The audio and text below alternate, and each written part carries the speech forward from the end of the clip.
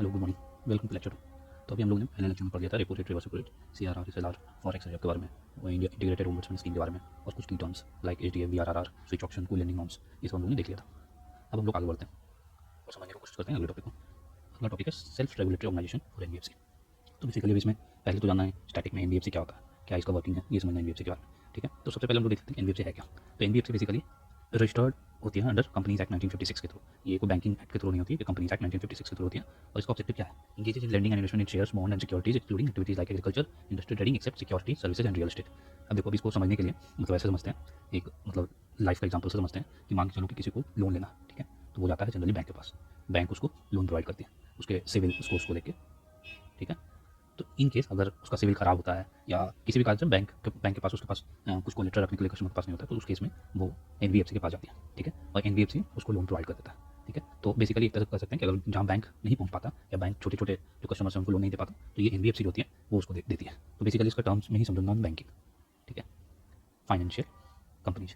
तो मतलब बेसिकली इसको कह सकते हैं कि ये ऐसी कंपनी होती है जो फाइनेंशियल काम तो करती है लेकिन बैंकिंग नहीं करती। ठीक है, तो बैंकिंग नहीं करती है इंपॉर्टेंट क्यों कि जैसे बैंक डिपॉजिट्स भी लेते हैं। ठीक है, और जबकि एनबीएफसी होती है वो जनरली डिपॉजिट्स नहीं लेती है। ठीक है, अभी आगे इसके बारे में पढ़ते हैं। ठीक है, तो अभी जैसे एनबीएफसी के बारे में दिया हुआ कि जैसे इसमें ऑब्जेक्टिव्स में भी देख सकते हैं, इंगेजेस इन लेंडिंग।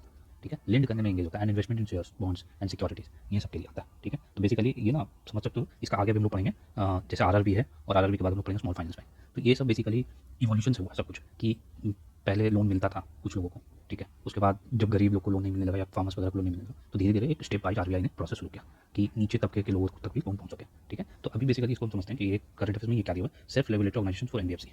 तो बेसिकली अगर इसका ये सब फंडा समझते हैं तो इसमें बेसिकली ये कहना चाहता है कि एनबीएफसी को, जितने भी एनबीएफसी उसको डायरेक्ट आरबीआई ऊपर से कंट्रोल कर रहा है। ठीक है, लेकिन थ्रू लॉस, सम लॉस, जैसे दिया हुआ RBI granted self regulatory organisation status to finance industry development council to oversee NBFC को देखने के लिए बेसिकली। ठीक है, इनको सेल्फ रेगुलेटरी ऑर्गेनाइजेशन का स्टेटस दिया। ठीक है, अब यहाँ पे बता रहे कि एफआईडीसी क्या है, is representative body of NBFC registered with RBI.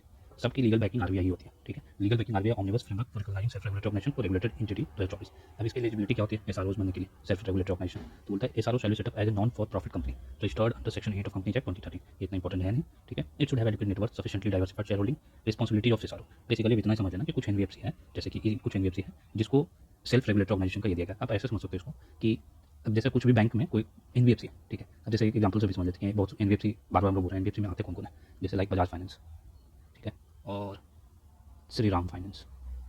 ठीक है, ये सब प्रोमिनेंट एनबीएफसी हैं। ठीक है, तो बेसिकली यही सब बैंक फाइनेंस एनबीएफसी कंपनीज हैं। तो अब मान के चलो कि कोई छोटी एनबीएफसी है और वो कहीं से लोन दे रही है। ठीक है, किसी को कोई गांव कस्बा में, तो उसको आरबीआई खुद से वहाँ से मॉनिटर नहीं कर सकता। ठीक है, तो उस केस में मतलब कुछ ऐसे ये एनबीएफसी हो सकते हैं जिसको सेल्फ रेगुलेटरी ऑर्गेनाइजेशन का टैग दे दिया था, मतलब आप खुद से अपने आप को रेगुलेट करें। ठीक है, तो बेसिकली यहाँ पे बताना चाह रहा है। और अभी इसमें हम लोग को समझने के लिए इसमें इंपॉर्टेंट है एनबीएफसी, मतलब दिमाग में एनबीएफसी होना चाहिए। जैसे कि एनबीएफसी कौन से कैसे रजिस्टर होता है, रजिस्टर्ड अंडर कंपनीज एक्ट 1956, ये इंपॉर्टेंट है, कंपनीज एक्ट 1956। ठीक है, क्या में एंगेज करता है, तो लैंड करने में। अब बैंक से डिफरेंट कैसे, जो कि हम बता देते हैं शुरुआत में, cannot accept demand deposit are outside the payment and settlement system and cannot issue cheques on themselves. तो बेसिकली समझ सकते हो तुम इसको एग्जांपल समझ लो कि अगर बैंक एनबीएफसी होता है तो आपने कभी इसे यूपीआई इस्तेमाल करता है, तो यूपीआई कभी आपके पास बजाज फाइनेंस या श्री राम फाइनेंस ये सब का नहीं आता, आपके पास आता है यूपीआई किसका, एसबीआई, आईसीआईसीआई। ठीक है, और भी बैंक है इनके आता है। ठीक है, तो ये हो गया आपका इस आर ओ। अब आते हैं वन स्टेट वन आरआरबी। तो बेसिकली आरआरबी क्या, यहाँ पे आरआरबी को समझना, रीजनल रूरल बैंक। ठीक है, तो ये इतने तरह का बैंक हैं।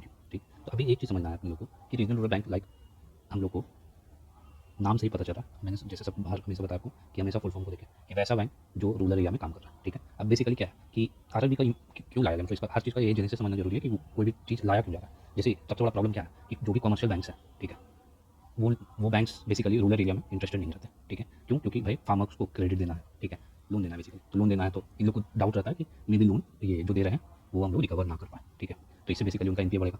ठीक है, लॉसेज होंगे, तो इसीलिए ये कमर्शियल बैंक इंटरेस्टेड नहीं होते। तो इसके लिए ये आरबीआई ने एक कॉन्सेप्ट लाया रीजनल रूरल बैंक का। ठीक है, ये मोटा मोटा समझना हम लोग को। तो अब हम लोग करंट अफेयर्स में देख रहे हैं कि सेंट्रल गवर्नमेंट नोटिफाइड अमलगमेशन, ठीक है, of 26 regional rural bank in the principle of one state one RRB under regulation regional rural bank act 1976। ठीक है, अभी हम लोग समझेंगे इसको, जैसे कि आरआरबी बना कैसे, इसका क्या जेनेसिस है। तो established in 1975 based on Narasimha working group. ठीक है, ये इंपॉर्टेंट है, किसकी रिकमेंडेशन तो ना, नरसिम्हा वर्किंग ग्रुप का। ऑनरशिप क्या है, तो गवर्नमेंट ऑफ इंडिया में इसमें 50% स्टेक होता है गवर्नमेंट ऑफ इंडिया का, स्टेट गवर्नमेंट का 15% होता है, एंड स्पॉन्सर कमर्शियल बैंक 35% होता है। ठीक है, और कमर्शियल बैंक कोई भी हो सकता है, ठीक है, जो इसको स्पॉन्सर बेसिकली कर रहा है। तो ये चीज़ हो गया। अब हम लोग समझते हैं regulation and supervision. RRB are regulated by RBI, जैसे मैंने बताया आरबीआई रेगुलेट करता है, लेकिन under the banking regulation act 1949।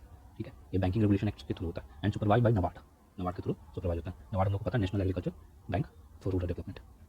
अब स्टेटस इसका देखते हैं।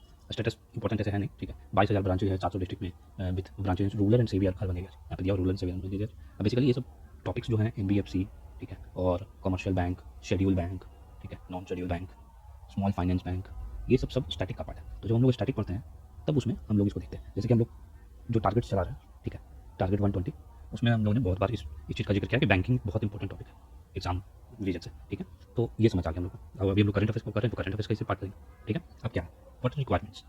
अब यहाँ पे लिखा मस्ट एलोकेट 75% ऑफ ANBC और CEOB, ये सब इंपॉर्टेंट नहीं, बस हम लोग 75% to PSL, priority sector lending, ठीक है। अब यहाँ पे ना PSL, अब ये सब मैंने बताया कि ये सब टॉपिक जो भी है ये बेसिकली स्टैटिक का पार्ट है, लेकिन मतलब समझ लो कि PSL ऐसे समझ लो कि अपना जितना भी टोटल लोन है उसका कुछ परसेंट जो है ना ऐसे सेक्टर को दिया जाता है जो इकोनॉमी के लिए इंपॉर्टेंट है, जैसे कि MSME, ठीक है, कुछ पुअर को लोन देना, ठीक है, कुछ फार्मर्स को लोन देना, ये सब 75% अपने एडजस्टेड नेट बैंक क्रेडिट का, बेसिकली उसके पास जितना भी पैसा है उसका 75% जो एडजस्ट करके आया वो 75% आपको PSL सेक्टर में देना होगा। ये नाम भी देखो, प्रायोरिटी सेक्टर लेंड, मतलब ऐसा सेक्टर को लेंड करना है जो प्रायोरिटी में, ठीक। अब आगे चलते हैं, must maintain capital to CRAR of 9% as per RBI notes, ये हो गए आपके 1:1 RRB, ठीक है। अभी हम लोग के पास कितना RRB है, 28 RRB, ठीक है। पहले कितने थे, 43 थे, और उसको कम करके हर स्टेट के लिए 1:1 RRB किया गया। तो अभी हम लोग पता है कि 28 स्टेट्स हैं, ठीक है, तो 28 स्टेट में 28 RRB है। अब यहाँ दिया हुआ है 26 स्टेट है और 2 UTs है, ये दोनों मिलाकर 28 हो गए, ठीक है। लेकिन याद करने के लिए हम लोग को ईजी पड़ेगा कि 28 RRB इंडिया में, ठीक है, ओके।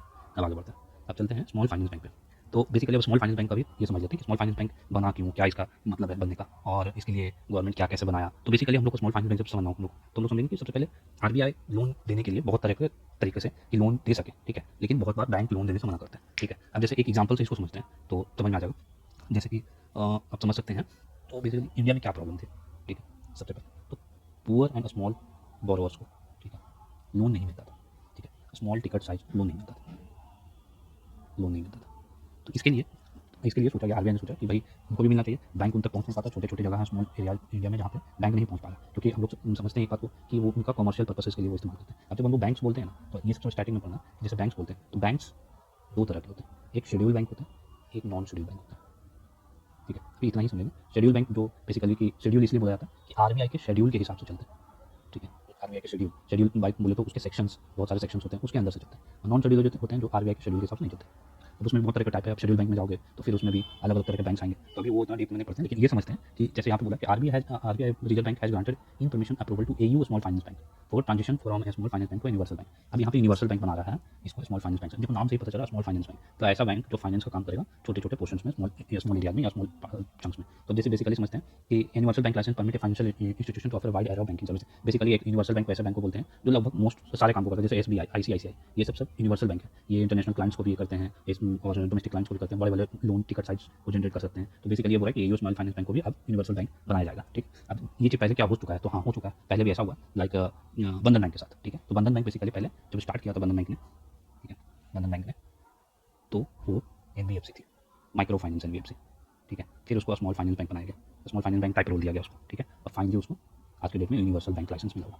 ठीक है, बैंक लाइसेंस, ठीक। तो इसी तरह से AU स्मॉल फाइनेंस बैंक को भी स्मॉल फाइनेंस बैंक से यूनिवर्सल बैंक बनाया गया। अब ये क्या है, एलिजिबिलिटी क्राइटेरिया क्या होती है कि ट्रांजिशन करें यूनिवर्सल बैंक में, कुछ क्राइटेरिया होगी उसको फुलफिल करेंगे। तो जैसे कि status, schedule status for minimum period of 5 years, जो मैंने बताया आपको कि दो तरह के बैंक होते हैं, तो उनको शेड्यूल स्टेटस मिला हुआ मिनिमम 5 ईयर्स के लिए, ठीक है, 5 साल शेड्यूल स्टेटस मिला हुआ हो गया। फिर stock listing, share of the bank should have been listed on the recognised stock exchange, ठीक है। अब यहाँ पे स्टॉक एक्सचेंज पे लिस्ट होनी चाहिए, जैसे हम लोग एक समझने के लिए कि अपने पास 2 एक्सचेंजेस हैं, ठीक है, एक है बॉम्बे स्टॉक एक्सचेंज, एक है national stock exchange NSE BSE, ठीक है। स्टॉक एक्सचेंज भी इंपॉर्टेंट है इस साल के करंट अफेयर्स के हिसाब से, क्योंकि काफ़ी ज़्यादा मैनिपुलेशन स्टॉक मार्केट में देखा गया, ठीक है। FIIs कंटिन्यूअस आउटफ्लो हो रहा है, इंडिया से निकल रहे हैं, बाहर जा रहा है, ठीक है। तो ये इंपॉर्टेंट है इस साल के लिए। अब क्या होना चाहिए, नेटवर्क क्या होना चाहिए, having minimum net worth of 1000 crore, ठीक है। उस बैंक का मिनिमम नेटवर्थ 1000 करोड़ होना चाहिए। अब CRAR क्या है, meeting the prescribed CRAR requirement for small finance bank, ठीक है। अब चलते आगे, financial health, profitability, should have net profit in the last 2 financial year. जो लास्ट 2 फाइनेंशियल ईयर है, जैसे फाइनेंशियल ईयर 2024-25 और 25-26, ये लास्ट 2 फाइनेंशियल में नेट प्रॉफिट होना चाहिए, मतलब जो भी बैंक हो प्रॉफिट में। फिर एसेट क्वालिटी चलते हैं, ग्रॉस NPA, GNPA, जो NPA की बात किया। अब देखो NPA भी बहुत इंपॉर्टेंट है टॉपिक,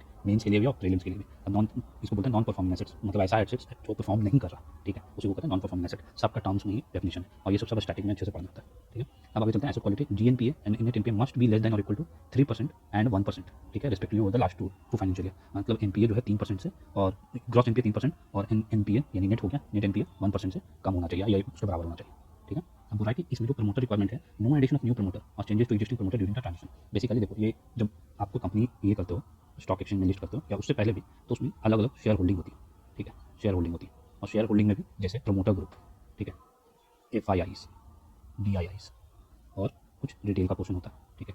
ये पब्लिक इसको भी बोल सकते हैं, पब्लिक लिखा होता है। तो ये अलग अलग टर्म्स होते हैं, जैसे लाइक 50% ये है, 30% है, ठीक है, 10% DIIs है, 10% पब्लिक है, ऐसे करके शेयर होल्डिंग बनती है। तो ये बता रहा है कि promoter requirement, no addition of new promoter और changes to existing promoter during the transition. मतलब जब स्मॉल फाइनेंस बैंक से यूनिवर्सल बैंक बनाया जाएगा तो आप उसमें कोई नया प्रमोटर या चेंजेस वगैरह नहीं कर सकते, जैसा है वैसे ही रहने देगा प्रमोटर को, ठीक है। प्रेफरेंस का मतलब small finance bank with diversified loan portfolio will be preferred. जिसके पास डाइवर्सिफाइड लोन पोर्टफोलियो उसको भी ये दिया जाता है, प्रेफरेंस दिया जाता है। अब देखो यहाँ पे स्मॉल फाइनेंस बैंक के बारे में दिया हुआ है कि कब अनाउंस हुआ था, कि इसका शुरुआत हुआ था यूनियन बजट 2014-15 में, ठीक है। और ये रजिस्टर्ड कंपनीज एक्ट 2013 के थ्रू होता है। ये सब इंपॉर्टेंट है। अब जैसे आ जाए स्मॉल फाइनेंस बैंक, अभी तो दिखता है कंपनी एक्ट 2013, लेकिन अगर उस किसी टाइम का ये नहीं दिखा बैंकिंग रेगुलेशन एक्ट लिखा हुआ तो हो सकता है बोलें कि हाँ बैंक है, हाँ तो बैंकिंग रेगुलेशन एक्ट हुआ, लेकिन ये रजिस्टर होता है कंपनी एक्ट 2013, ठीक है। अब उसके बाद चलते हैं licence under section 22 of the banking regulation, ठीक है। लाइसेंस मिला हुआ है बैंकिंग रेगुलेशन, टर्म्स बहुत इंपॉर्टेंट है कि रजिस्टर्ड तो है कंपनी एक्ट के थ्रू, ठीक है, लेकिन लाइसेंस मिला है बैंकिंग रेगुलेशन, क्योंकि बैंक का भी काम होगा, ठीक है। अब उसके बाद ऑब्जेक्टिव क्या था, for further financial inclusion by saving vehicles to undeserved and unserved section, ठीक है। तो जहाँ तक नहीं पहुँच पाए उन लोगों को छोटा छोटा MSMEs सबको लोन प्रोवाइड करता है। अब कैपिटल रिक्वायरमेंट क्या होता है स्मॉल फाइनेंस बैंक बनने के लिए, तो बोलता है minimum paid up voting equity capital for small bank salary ₹200 crore, ठीक है, 200 करोड़ होना चाहिए, तब आप स्मॉल फाइनेंस बैंक बन सकते हैं। For primary cooperative banks transiting into small finance bank initial requirement of net worth salary 100 crore. मतलब कोई प्राइमरी अर्बन कोऑपरेटिव बैंक्स है, ठीक है, ये भी एक टाइप का बैंक है कोऑपरेटिव बैंक्स, उनके लिए नेटवर्थ उनका 100 करोड़ होना चाहिए अगर उनको स्मॉल फाइनेंस बैंक बनना है, which will have to be increase to 200 crore, ठीक। अब आगे चलते हैं। अब हम लोग आगे ये जब हम लोग समझे तो हम लोग एक बार टर्म ये इस्तेमाल करते हैं PSL, और उसके बारे में थोड़ा सा मैंने बताया था प्रायोरिटी सेक्टर लैंडिंग। अब बोलता है priority sector lending norms for small finance bank. अब क्या इसके बारे में दिया हुआ है, तो the new rules were issued by RBI under section 22 of banking regulation act. तो क्या न्यू रूल है, तो बोलता है earlier small finance bank had to lend 75% to priority sector lending, ठीक है, 75% स्मॉल फाइनेंस बैंक को PSL को देना था। अब न्यू रूल के हिसाब से इसको 60% कर दिया गया। अब ये बहुत इंपॉर्टेंट है, ठीक है, ये डायरेक्ट क्वेश्चन बन सकता है, ठीक है। क्या small financial bank priority sector landing को कितना परसेंट ये करता है, ठीक है, लेंड करता है। तो जनरली सब लोग यही जानते हैं कि 75%, और 75% काफी समय से चला रहा, अब इसको घटाकर 60% कर दिया। तो ये बहुत इंपॉर्टेंट है, इसको डायरी में नोट कर, ठीक है, क्योंकि ये क्वेश्चन बन सकता है। अब उसमें भी 40% still mandatory for PSL sector, 20% flexible can now be used for non PSL secured loans, ठीक है। मतलब जो PSL नहीं होगा उसके लिए भी 20% इस्तेमाल कर सकते हैं। इफेक्टिव हुआ है 2025 से। तो इंपॉर्टेंट यहाँ पे ये है कि स्मॉल फाइनेंस बैंक अब 60% PSL को दे सकता है, लेंड कर सकता है, ठीक है। अब आगे चलते हैं PSL क्या है। तो इन 1970 established in 1970 this concept PSL framework initiated by RBI mandated banks to allocate a specific percentage of their adjusted net bank credit to priority sector. मैंने आपको पहले ही बताया कि ज़्यादातर बैंक जो होता है वो कमर्शियल पर्पसेस के लिए, मतलब बैंक क्या करना चाहता है, प्रॉफिट कमाना चाहता है, ठीक है। तो प्रॉफिट कहाँ से आएगा, बड़े बड़े उद्योगपति या बड़े बड़े बिजनेसेस, वहाँ पे आप लोन देना चाहेंगे जहाँ से आपको रिकवरी का चांसेस हो, ठीक है। आप ये नहीं चाहोगे कुछ छोटे छोटे MSMEs या छोटे छोटे कंपनीज को आप लोन दे, क्योंकि वहाँ पे डिफॉल्ट करने का चांसेस होता है और बैंक इसके लिए रिस्क नहीं लेता है, क्यों, NPA बन जाता है। तो इसी कारण से बैंक चाहता है कि इसी कारण से ये PSL को कॉन्सेप्ट लाया गया कि RBI ने देखा कि भाई नीचे जो लोग हैं, नीचे तबके के लोग हैं, जो छोटे छोटे व्यापारी हैं, उनको भी लोन मिल सके, ठीक है। इसलिए ये PSL को कॉन्सेप्ट लाया गया। फार्मर्स वगैरह ये सब के लिए बहुत इंपॉर्टेंट है, ठीक है, कि उनको लोन मिल सके। अब आगे चलते हैं कैटेगरी अंडर प्रायोरिटी सेक्टर। कौन कौन कैटेगरी आता है, जो बार बार बात करके किसको मिला, कौन सा sector, priority sector, like agriculture, MSME, ठीक है, export credit, education, housing, social infrastructure, renewable energy, ये सब प्रायोरिटी सेक्टर में आता है। तो बेसिकली प्रायोरिटी सेक्टर में लोग हैं एग्रीकल्चर, MSME, ये सब तो इसमें लेंगे, लेकिन ध्यान नहीं रहेगा रिन्यूएबल एनर्जी, ठीक है। सोशल इंफ्रास्ट्रक्चर भी दिमाग में रहेगा, एजुकेशन भी रहेगा, लेकिन रिन्यूएबल एनर्जी नहीं। ये प्रायोरिटी सेक्टर लेने का पार्ट है, ठीक है। अब एप्लीकेबिलिटी PSL किस पे है, तो कमर्शियल बैंक पे है, including RRB, small finance bank, local area bank, primary and urban cooperative bank, other than salary earner banks, ठीक है। मतलब सैलरी अर्नर बैंक्स को छोड़ के बाकी सारे बैंक्स पे ये एप्लीकेबल होता है, ठीक है, समझिए। ओके, तो सरफेसी एक्ट 2002 क्या, सरफेसी एक्ट, तो बेसिकली सरफेसी मतलब होता है securitisation and reconstruction of financial assets and enforcement of security interest. अब अगर हम लोग का ये स्टैटिक का टॉपिक होता है तो इसको मैं एक एक चीज़ बताता, सिक्योरिटाइजेशन क्या होता है, रिकंस्ट्रक्शन क्या होता है, फाइनेंशियल एसेट्स किसको कहते हैं, और इसका इन्फोर्समेंट कैसे, सिक्योरिटी इंटरेस्ट हिस्ट्री कैसे होता है, ठीक है। लेकिन अभी हम लोग करंट अफेयर्स पढ़ा है तो इतना डीप में जाएंगे। तो बेसिकली क्या कर सकते हैं, ये बेसिकली सरफेसी एक्ट क्या है ना, कि ये बैंक को पावर देता है, ठीक है, कि अगर कोई भी कस्टमर, कोई भी क्लाइंट डिफॉल्ट करता है, मतलब बेसिकली लोन नहीं भर पाता, ठीक है, बिना कोर्ट जाए, ठीक है, जो लोन लेने वाला है, ठीक है, उसका जो भी सिक्योर्ड एसेट्स है, ठीक है, उसको सीज कर सकते हैं, ठीक है, लोन को रिकवर करने के लिए। मान के चलो 1000 का लोन लिया, ठीक है, या इसको बड़ा बनाते 1 लाख का लोन लिया, या इसको और बड़ा बनाते 1 करोड़ का लोन लिया, ठीक है, और ये चुका नहीं पाया, ठीक है। बेसिकली कॉन्सेप्ट होता है कि जैसे मान के चलो आपके पेरेंट्स ने कोई लोन लिया या आपने कोई लोन लिया, ठीक है, 1 लाख का, और बेसिकली EMI बनता है, ठीक है।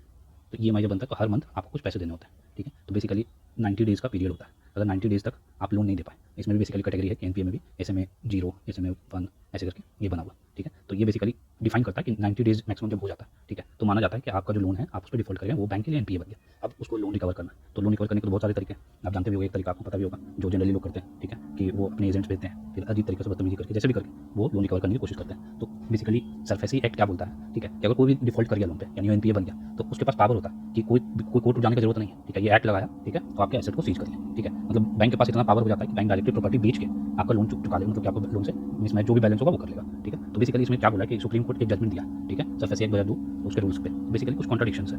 इसमें बोलता है कि section 13(8) post 2016 amendment borrower loses their statutory rights to pay back the debt in full and recover the secured assets when the auction notice is published। ठीक है, बेसिकली बोल रहा है कि borrower यहाँ पे ना क्या हो रहा है कि borrower अगर मान के चलो कि लोन था डिफॉल्ट कर गया और ये सरफेसी एक्ट के थ्रू उसके एसेट्स को सिक्योर, जितना भी सिक्योर एसेट है उसको बेच के उसको चुकाना चाहता है, उसके लिए कुछ ऑप्शंस वगैरह निकाला। ठीक है, अगर उसके पहले वो पे बैक कर देता है, ठीक है, तो मतलब पे बैक कर सकता है, लेकिन उसके पास वो पावर रहा नहीं। बोला कि borrower loses their security right। ठीक है, तो इससे रिलेटेड कुछ कॉन्ट्रडिक्शन है। फिर बोलता है rule 8 and 9 indicates borrower still have a window to redeem even after publication up until auction date. मतलब बेसिकली ये कॉन्ट्रडिक्ट कर रहा है एक दूसरे को। ठीक है, एक में बोल रहा है कि borrower लूज कर रहा है अपना स्टैट्यूटरी राइट, लेकिन यहाँ रूल 8 9 में बोल रहा है कि उनके पास विंडो होता है। ठीक है, पब्लिकेशन होने के बाद भी, ऑक्शन डेट निकलने के बाद भी। ठीक है, ये बेसिकली दूसरे को कॉन्ट्रडिक्ट कर रहा है। तो हम लोग ये समझेंगे कि सरफेसी एक्ट के बारे में थोड़ा समझ लेते हैं। इसका जेनेसिस बोलते हैं कि इसका ऑब्जेक्टिव क्या था, recovering the financial institution bank and cooperative banks NPS in a timely and effective manner. ठीक है, मतलब वही जो चीज़ मैंने बताया कि रिकवर करना होता है। ठीक है, जब borrower का 90 डेज हो जाता है, ठीक है, ईएमआई नहीं दे पाता है, तो लोन एनपीए बन जाता है, फिर वहाँ पे सरफेसी अप्लाई हो सकता है। ठीक है, अब बहुत ज़्यादा डिटेल में नहीं आएंगे इस पर। जैसे यहाँ एनपीए दिए हुए हैं, NPA refers to classification for loans और advances of banks are in default और एरियस। ठीक है, यहाँ 90 डेज दिया हुआ है। ठीक है, इसको आप अच्छे से पढ़ सकते हो। फिर बोलता है की फीचर्स ऑफ द एक्ट, क्या क्या एक्ट में फीचर्स है। पहले एनपीए नोटिस दिया हुआ है, loan are classified as NPA as per RBI guideline. ठीक है, with mandatory 60 day demand notice to borrower before action to recover the asset. ठीक है, 60 दिन का डिमांड नोटिस भी दिया जाता है कि भाई आपका जो भी चुकता करना आप चुकता कर दो। ठीक है, अब क्या रिकवरी का मेथड है, तो देखो मैंने डेफिनेशन बताया नहीं, लेकिन यहाँ पे देखो, ये तो मैं बताता कि तोड़ तोड़ के बताऊंगा कि सिक्योरिटाइजेशन क्या होता है, रिकंस्ट्रक्शन क्या होता है। दिया हुआ है securitization involve transaction where risk of recovery in a straight asset is distributed among investor by repackaging such asset into tradeable security with different risk profile. ठीक है, मतलब ये क्या करता है, इन्वॉल्व करता है transaction where risk of recovery in a straight asset ये डिस्ट्रीब्यूटेड, अलग अलग ये पे डिस्ट्रीब्यूट किया जाता है स्ट्रेट एसेट को लेकर, उसको रीपैकेज करके कि भाई इसको आप डिफरेंट रिस्क प्रोफाइल बना के आप आगे इसको बेच सकते हो। ठीक है, अब उसके बाद होता है एसेट रिकंस्ट्रक्शन, होता है act for the creation of asset reconstruction registered and regulated by RBI. यार ये फाइनेंशियल इंस्टीट्यूशन बेसिकली एक एसेट रिकंस्ट्रक्शन कंपनी ही बनती है। ठीक है, जो एनपीए जो भी था उसको बाय करती है। ARC the financial institution that buy NPAs और bad asset from bank and financial institution so that the latter can clean up their balance sheet. अब बहुत लोगों को लग सकता है कि एआरसी क्यों खरीदता है एनपीए को, उसको क्या फायदा है। तो ये स्टैटिक का पार्ट है, ये अभी हम डिस्कस नहीं करेंगे। होता है ARC is a company incorporated under companies act and registered with RBI under SARFAESI act. अब ये सब दिया हुआ है, कोड फ्री इन्फोर्समेंट होता है, सेंट्रल डेटाबेस है इसका बना हुआ, borrower का राइट्स होता है। अब देखो यहाँ पे दिया हुआ है कि borrowers का क्या राइट्स है, ये तो बैंक सबका राइट्स बता दिया कि सरफेसी लगा सकता है, ये कर सकता है। borrower के पास क्या है, तो borrower डेब्ट रिकवरी ट्राइब्यूनल के पास जा सकता है। ये ट्राइब्यूनल बनाओ जो इसका ग्रीवांसेस को सुनता है। ठीक है, और ये बना हुआ है डीआरटी को बना हुआ है, recovery of debt and bankruptcy act 1993 से।